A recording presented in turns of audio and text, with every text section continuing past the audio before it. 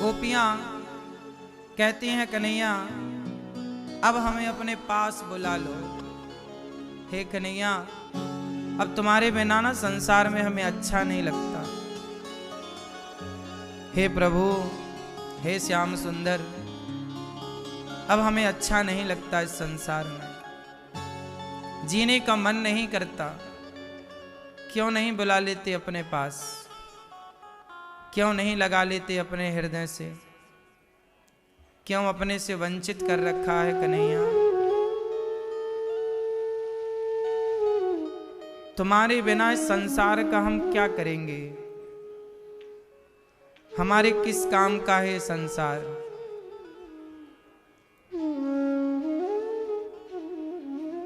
तुम हो तो ये संसार है। जैसे पति है तो पत्नी का श्रृंगार है, पति नहीं तो श्रृंगार किसके लिए। जैसे पति के बिना श्रृंगार फीका है, ऐसे भगवान के बिना ये संसार फीका है। हे प्रभु,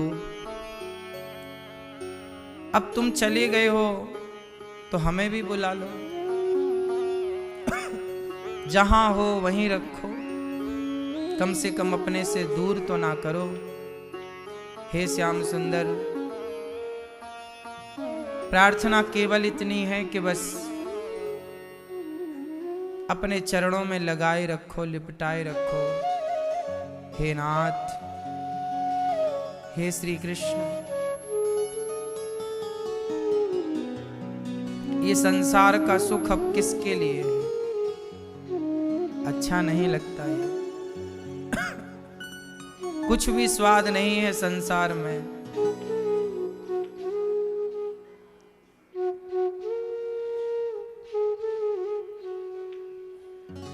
अपने पास बुला लो प्रभु। उद्धव जी बोले सखियो ऐसा क्यों कह रही हो।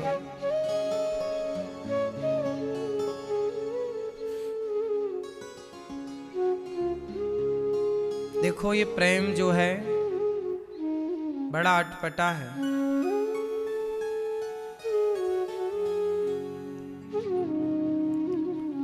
दो दिन पहले, कल या परसों, मैंने एक स्त्री से बात की। दुर्भाग्य कि उस स्त्री के पति की अभी कुछ दिनों पहले, 10 दिन 15 दिन पहले ही मृत्यु हो गई। अचानक, कम उम्र में, किसी एक्सीडेंट। 2 छोटे छोटे बच्चे और एक जीवन साथी पत्नी। पत्नी पति के मरने के बाद ऐसी उदास हो गई, पागलों की तरह के कुछ समझ नहीं आ रहा। मैंने बात की 2 दिन पहले समझाने के लिए। उसने कहा गुरुजी ऐसा लग रहा कि ये मजाक है, ऐसा लगता है कि वो अभी आएंगे, अभी तो गए हैं काम में।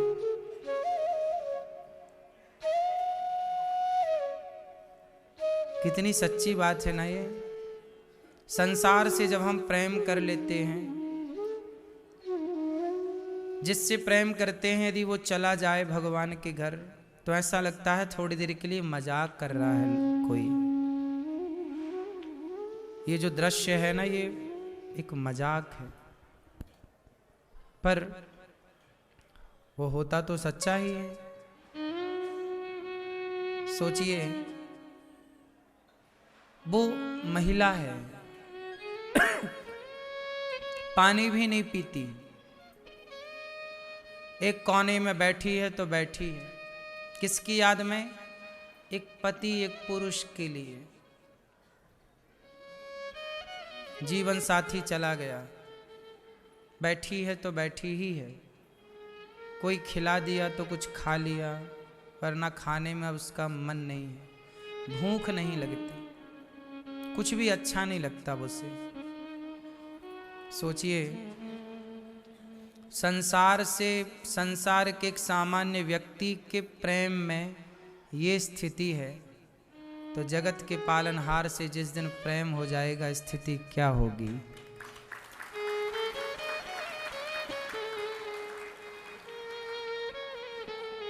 एक विडंबना तो ये है कि हमने प्रेम संसार के लोगों से कर लिया, उन लोगों से कर लिया जिनका जाना तय है, निश्चित है।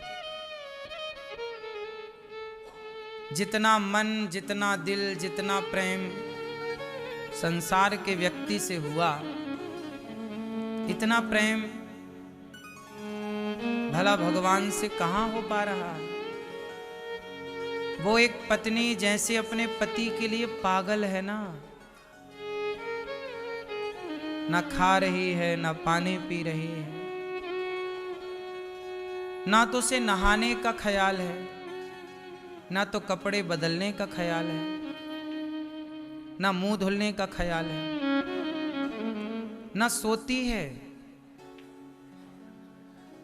सोचिए, ये स्थिति किसी इंसान के लिए तो हो सकती है, लेकिन यही स्थिति जिस दिन भगवान के लिए हो गई, सच कहता हूं इसी जन्म में भगवान मिल जाएंगे। यही स्थिति चाहिए, यही स्थिति चाहिए ईश्वर के लिए। विडंबना देखिए कि ये स्थितियां सांसारिक लोगों के लिए तो बन जाती हैं, भगवान के लिए बना पाना यही स्थिति कितना कठिन है। क्योंकि हम संसार को अपना मान लेते हैं, संसार से प्रेम हो जाता है, भगवान को अपना मान नहीं पाते, भगवान से प्रेम हो ही नहीं पाता। इसलिए गोपियां कहती हैं, उद्धव बताओ कि हमारे कृष्ण कब मिलेंगे, कब आएंगे। गोपियां कह रही हैं, कब आएगा मेरा सांवरिया, कब आएगा मेरा सांवरिया,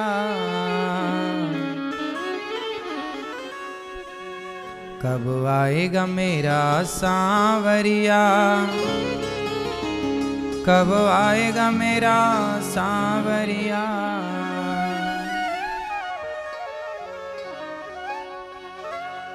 कब आएगा मेरा सांवरिया, कब आएगा मेरा सांवरिया, कब आएगा मेरा सांवरिया, कब आएगा मेरा सांवरिया, कब आएगा मेरा सांवरिया, कब आएगा मेरा सांवरिया।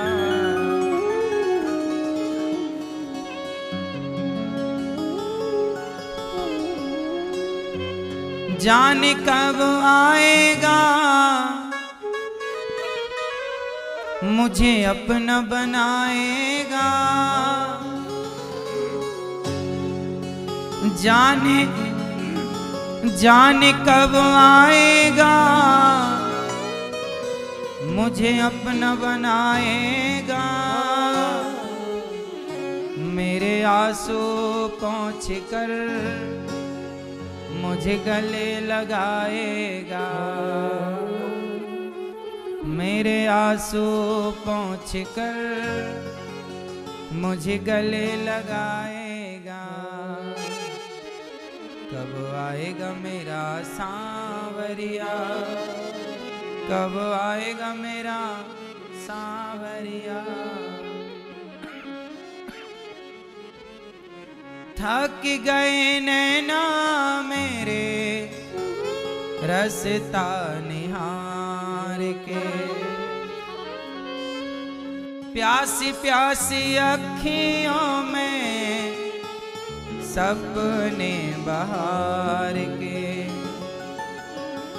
जीवन बन जाएगा जब कान्हा आएगा, जीवन बन जाएगा जब कान्हा आएगा। मेरे आंसू पोंछ कर मुझे गले लगाएगा, मेरे आंसू पोंछ कर मुझे गले लगाएगा।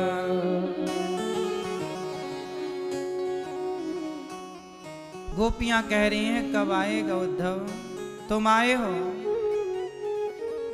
कृष्ण कब आएंगे?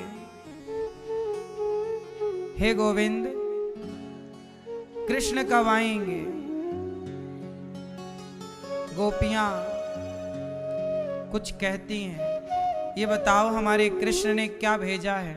पत्र निकाला भगवान का लिखा हुआ, गोपियों ने उस पत्र के गोपियों ने उद्धव जी से छीना, एक ने छीना, दूसरी ने एक टुकड़ा किया, टुकड़े टुकड़े कर दिए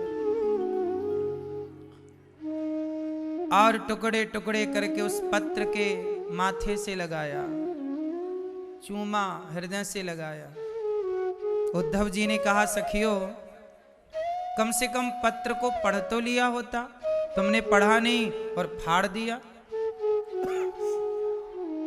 गोपियां बोली उद्धव हमने तो कृष्ण को ही पढ़ लिया है, कृष्ण के पत्र में क्या लिखा है पढ़ने की जरूरत नहीं, बस कृष्ण ने हमारे को याद किया है, हमारे लिए इतना पर्याप्त है।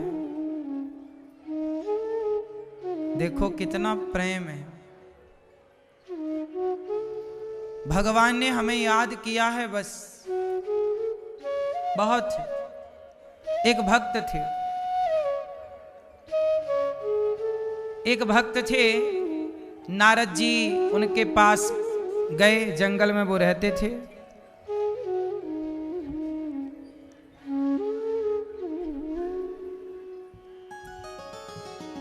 जंगल में एक भक्त थे, नारद जी गए तो जंगल में भक्त ने पूछा कि नारद जी बताओ हमें भगवान कब मिलेंगे? नारद जी बोले मैं भगवान से पूछ कर आता हूं। तभी एक गांव के बाहर एक पेड़ के नीचे एक मोची बैठा जूता सिल रहा था। मोची ने कहा नारद जी बताओ भगवान हमें कब मिलेंगे? दोनों का एक ही सवाल था, साधु का और मोची का, कि भगवान हमें कब मिलेंगे। नारद जी गए भगवान नारायण के पास, प्रभु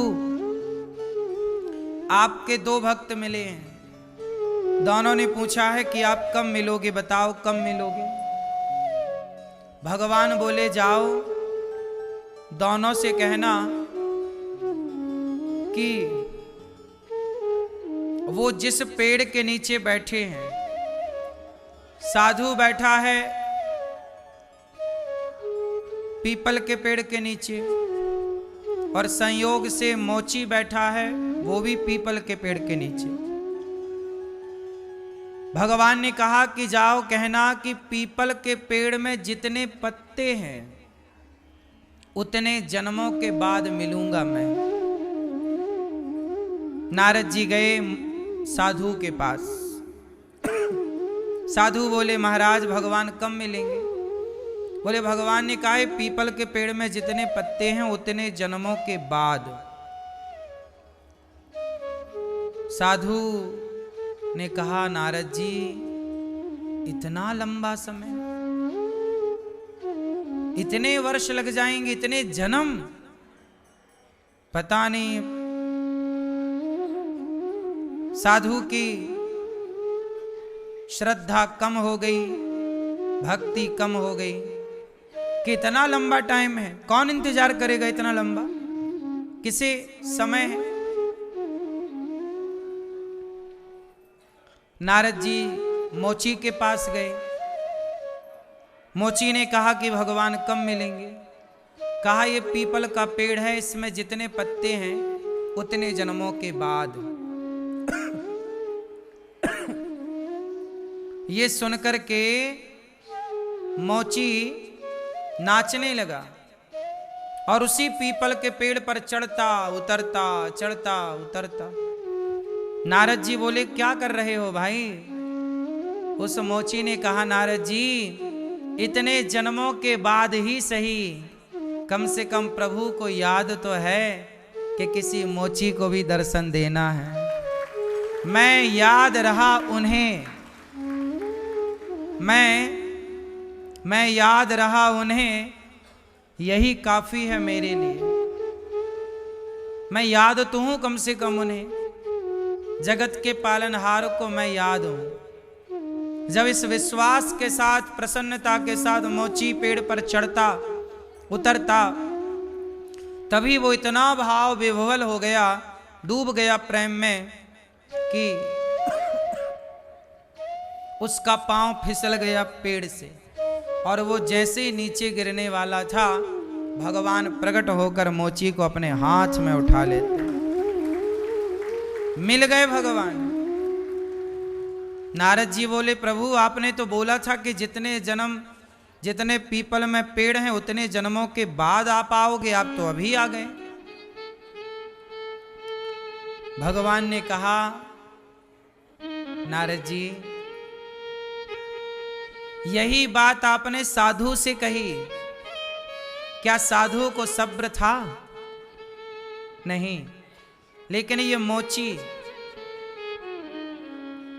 इसे सब्र देखो, इसके प्रेम ने, इसकी भक्ति ने, इसके विश्वास ने मुझे इसी जन्म में खींच लिया अपनी ओर। भगवान आते नहीं हैं, भक्त का प्रेम, भक्त की भक्ति भगवान को आने के लिए विवश कर देती है।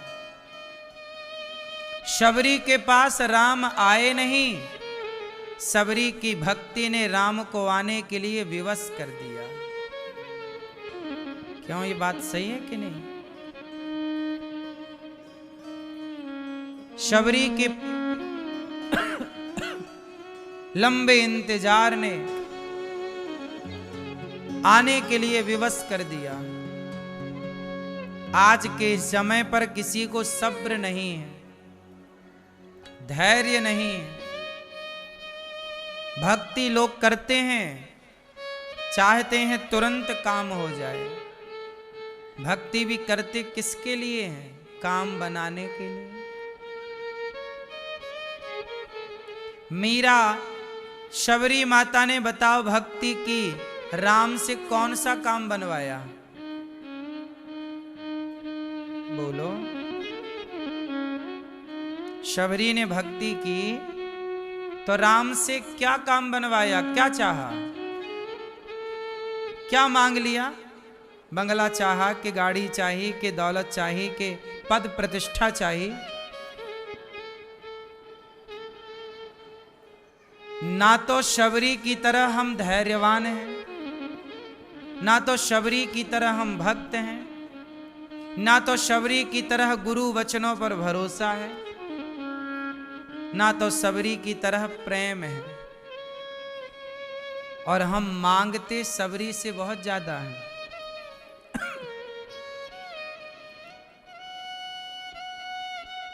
हम लोग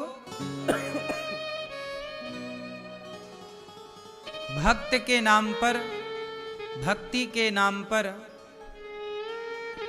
भगवान से कुछ ना कुछ मांग लेते हैं। बिना मांगे आजकल भक्ति ना के बराबर है। गोपियां भगवान को याद कर रही हैं।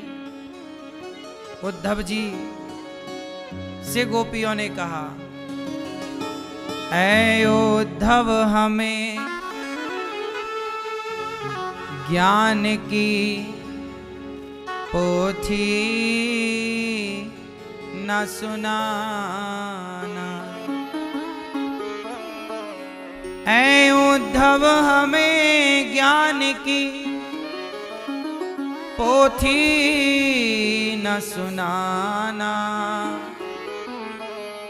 हम प्रेम दीवानी हैं, वो प्रेम दीवाना। तन मन जीवन श्याम का, श्याम हमारा काम। राम राम मैं रम रहा, वो मत वाला श्याम। इस तन में, इस तन